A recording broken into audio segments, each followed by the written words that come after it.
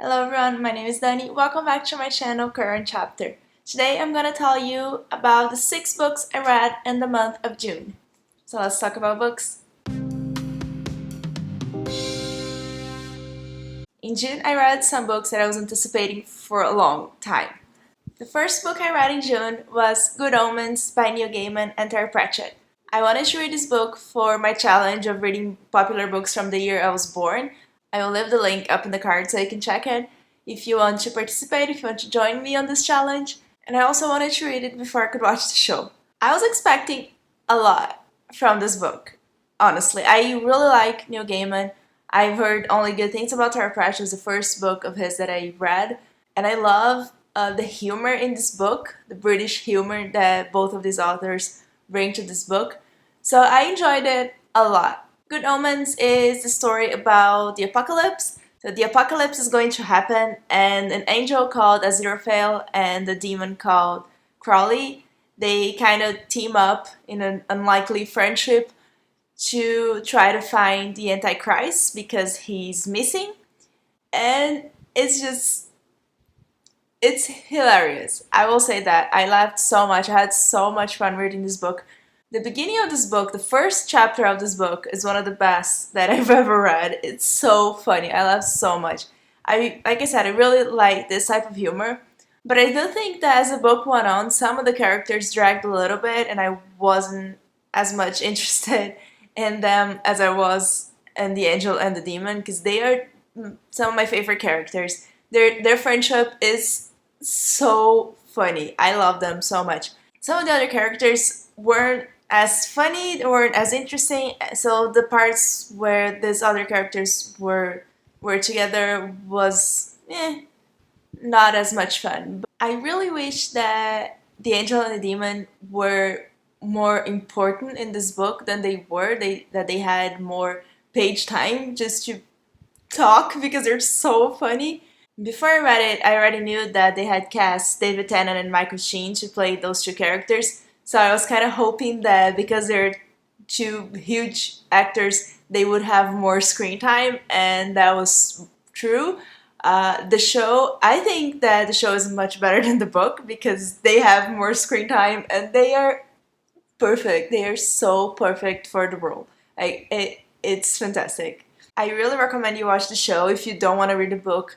The book is very interesting, and of course, it has more to it than the show does. But I do think the show is better, so I recommend it more than I recommend the book. But it's amazing. The story is so funny. The second book I read was The Austere Academy by Lemony Snicket. It's this 5th book in a series of unfortunate events. I am slowly listening to all the audiobooks for the series because I read them a long time ago. I don't remember, I didn't finish the whole series, and I don't remember where I stopped, but I'm listening to them now, and the audiobooks are amazing for it. This was my favorite one so far. Austere Academy was my favorite one. Besides the first one I think it's perfect, and the audiobook was full cast, so it's amazing. But other than that, the 5th one was now my new favorite, and I really recommend it. The 4th one wasn't as exciting for me, so if you read until the 4th one and you're not sure if you want to continue, I suggest continue because the 5th one is so much fun. There are new characters that you meet, there's a lot of cool things that happen. I can't say much because it's the 5th one in the series, but it's a lot of fun. The 3rd book I read in June. Okay, let's do this. Finally read Six of Crows by Leigh Bardugo. It's the first in the Six of Crows duology, and I read the whole Grisha trilogy. I really loved the Grisha trilogy, and I finally read this. If you somehow don't know what Six of Crows is about, it's about a heist. So it happens in Ketterdam, and one member of a gang gets kind of hired to steal a person who is being held in one of the most secure prisons in the world. So he calls 5 other people for different reasons, and the 6 of them have to get this guy out of prison. That's the story of the book. What can I say about it without people hating me? This book is beautifully written. I remember this writing from the Grisha trilogy, and I liked it a lot. and it's still here. I feel like it's improved. It's much better here than it was in the Grisha trilogy. However, this is not, it's almost not a fantasy. I mean, it is a fantasy. They still have powers the same as in the Grisha trilogy, but they're so not important in this book. It's not even explained. I don't know how people read this without reading the Grisha trilogy. Well, it doesn't really matter what the powers do, I guess, in this book. So that was one of the issues that I had with it. I really liked the magic system in the Grisha trilogy, and I couldn't see it here so much. It's a character-driven book all the way through, and the characters are amazing. They're so well developed. You can't help but cheer for them and like pick your favorite and maybe have the favorite change every few chapters. I loved all of them. I think they're very well written. And one thing that I think she does very well in this book is to get their backstories in the middle of the story without disrupting the story. So there are a lot of flashbacks in this book. So you're like in the middle of one very important scene, they're running or something, and you get like 3 or 4 or 5 or 10 pages of backstory, which is very important, is essential for the story for us to understand that backstory. But I hate flashbacks. So every time that she would take me away from the plot to tell me what happened a long time ago, I would get distracted and I would get my phone and do something else, and when I noticed, I would not be reading anymore. So that was a big issue I had with this book. It's filled with flashbacks, and it's just something I personally don't like. The thing is, I don't like when all the characters already know why something is happening the way it's happening. Like, all of them already know it, but I don't. And it's supposed to be intriguing and like, oh, are they acting this way? But all of them already know. I'm just the only one who doesn't know. So I feel left out of the story. And when we get to the flashback, I don't even care anymore. So I had a lot of issues with reading this book. However, like I said, I think those flashbacks are woven into the story beautifully. Like, you can barely see when they start. But without even noticing, I would notice that it was a flashback and I would get distracted and bored. So I don't know, I didn't love it. I gave it 4 stars, I think. Follow me on Goodreads on Instagram and you can see all my reviews and ratings for all the books, because I never remember what was my rating for each of them. Got a high rating and I really want to read the sequel, but it wasn't as good as I was expecting. But I get that everyone loves this book because it's so character driven, and I'm not a character driven reader. I like plot more, so I understand that. It's a me problem. I totally get it. And I will read the sequel. I want to see how the story ends. But this wasn't one of my favorite books. Unfortunately, I really wanted to like this more. After Six of Crows, I finished another audiobook that was another highly anticipated and highly hyped books. That was Daughter of Smoke and Bone by Laini Taylor. It was my first Laini Taylor. I saw that it was available, and I don't know, I just thought I started listening to it, and I kind of enjoyed it. It was one of the first, if not the first, fantasy that I could follow as an audiobook and not get lost, because I usually get lost with audiobooks, with fantasy books, and that didn't happen. When I was like in the 20% of the book, I was hooked. I just didn't want to stop listening to it. I would just like sit on the couch and listen to the audiobook instead of reading a physical book, because I just didn't want to stop listening to it. The story was so amazing. So the story. Daughter of Smoke and Bone is about Karu. She lives in Prague and she has blue hair, and that's just one of the few things that we know about her in the beginning of the book. We meet her ex-boyfriend. She doesn't like him anymore, but he keeps following her. We meet her best friend. She's a great friend, and you can't help but love their relationship. It's a really great friendship. And right after that, we learn that she actually lives with Chimera. Chimera are basically monsters that raised her, and she doesn't really know her past so much.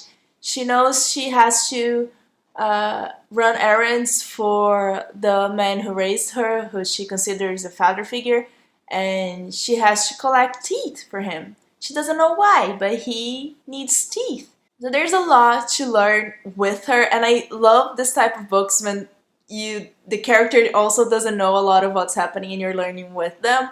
I love it, and again, this is another book that was so beautifully written. I now understand why everyone praises her writing so much. It's really amazing, and I really recommend it if you want to listen to a fantasy audiobook. I really like the audiobook. I will continue the series. I have to see if they're available. It's not a huge priority. It wasn't one of my favorite books of all time. I still loved it, and I still want to see what is going to happen. And after that, I listened to The Silent Patient by Alex Michaelides. Let's hope this is right. This is a thriller. It's about this woman who supposedly killed her husband. She was found right next to him and he had been shot a bunch of times. And she won't speak. She won't say anything about what happened. She gets put in the psychiatric hospital because she doesn't speak, and people believe that she has some kind of mental problem because she shot her husband so many times and she doesn't speak now. And there's a psychiatrist who gets hired in this hospital. After 6 years, she's already there, and he wants to help her and he wants to try to get her talking and figure out what really happened. So we follow his point of view mostly and a little bit of hers as well. And this book, here's the thing. This is a thriller, so we kind of like when thrillers are unpredictable and there's a big twist and that you could never see coming. And this book is very predictable, but I didn't predict it. It made me so mad in the end because I was like, of course, I should have predicted it, but I didn't, so I got mad at the book and at the same time I loved it. If you watch my last wrap up, you know that I read some not thrilling thrillers in the last month. So I don't know, I guess I wasn't expecting to get a good thriller now, so I didn't predict so much of what was going to happen. So if you read a lot of good thrillers, maybe this one won't be as exciting for you because you might figure it out. But if you don't, or if you just want to go it without trying to guess so much and just enjoying the story, I think you're gonna love it because I did. And when we got all the answers in the end, I was in the subway listening to it and went like, I was actually so surprised, and people probably thought I was crazy. But I don't care because I can't help reacting to the books that I'm reading. So that happened. But I really recommend it. I thought it was so much fun. Really, I loved it. And the last book I read in June was also another very anticipated book. I have had it since last year and I hadn't read it yet. And it's another very hyped book that people either love or hate. That was Nevernight by Jay Kristoff. This was a 5-star book for me. So now that we know where I stand, this is a story about Mia Corvair. She goes to this assassin school to avenge her family, and she wants to kill people who are involved in the deaths of her father, her mother, and her younger brother. I don't even know how to talk about it. It was just so amazing. I love the characters so much. I love his writing. I know that the reason that a lot of people don't like this book is because of the writing, and it really is very flowery, and he compares things in very unique ways all the time. There are a lot of comparisons in this book the whole time, and there are a lot of footnotes that people don't like. I had so much fun with the footnotes. I think they were one of the funniest parts of the book. Also, I've seen some people say that it feels pretentious, but I just thought it felt funny. I think he was deliberately trying to be funny and not pretentious in the way he's writing. If it was not supposed to be funny, then that's a whole nother story. But I thought it was funny. The school part of this book is so much fun. They have different classes with different professors, all of them you like or dislike for very specific reasons, and they are not black and white. There's a lot of gray. I mean, they're training assassins, so killing is what they're going to do. They're not at all heroes. There's a lot of blood, a lot of blood. If you have problems reading about blood, don't read this book. It took me a while to get into this book. The beginning felt a little bit slow. As soon as they're in the school, it just flew, and it's so much fun. The sex scenes, I didn't mind them so much as I usually do because the romance was not at all a big important part of the story, which would bother me if it was. But it still distracted me from the story. I don't think they needed to be that graphic. But I didn't mind it for what it was in the book. But the characters are so amazing. The magic system, she has an animal companion, which is the shadow of a cat. And this cat is sassy and he's so funny and I love him so much. I love pretty much all the characters in this book and I love the plot and I'm very interested to see what's going to happen in the next one, and I hope I can read it soon so I can read Dark Dawn as soon as it's released in September, I think. Yeah, I don't know how much more I can say about this book because I just loved it so much. Oh, okay, I have one more thing to say about it. It won't matter for you so much, I guess, but I read the Brazilian edition of this book, and I that was a big issue I had. The ebook for the English version was available in my library, but I didn't want to read it on my phone, so I kind of read it twice because I would read it in Portuguese and then I would go to the ebook and see what this the sentence would actually be like, because his writing is so poetic at times that the translation just didn't work at all. I really hated the translation of this book. If you are Brazilian and you're watching this, I'm sure you understand English. If you can't understand me, so read this book in English. Really, don't go into the Portuguese version, the Brazilian version, because it really is not good. And I don't think it's as much of a fault of the translator as it is just a hard book to translate because of the way it's written. So I know I would not be able to find better words to say what he was saying if I was trying to translate it, but still, it didn't work. There are a lot of things that changed the meaning and changed the way it was supposed to feel like, so I don't know. I don't recommend the Brazilian version of it. I don't know if in other languages besides Portuguese it's better. Let me know if you read it in another language that's not English or Brazilian Portuguese. But yeah, that's the one thing I have to say that's bad about this book. I didn't like the translation of it. So yeah, it's 5 stars. I am going to make individual reviews for at least Nevernight and Good Omens, so be sure to subscribe if you want to see me talk more in depth about them, because I really recommend them, and especially Nevernight. I really love to have a bigger discussion about Nevernight because some people really hate it so much, and if it's not about the writing style, I don't understand why people could hate so much about it.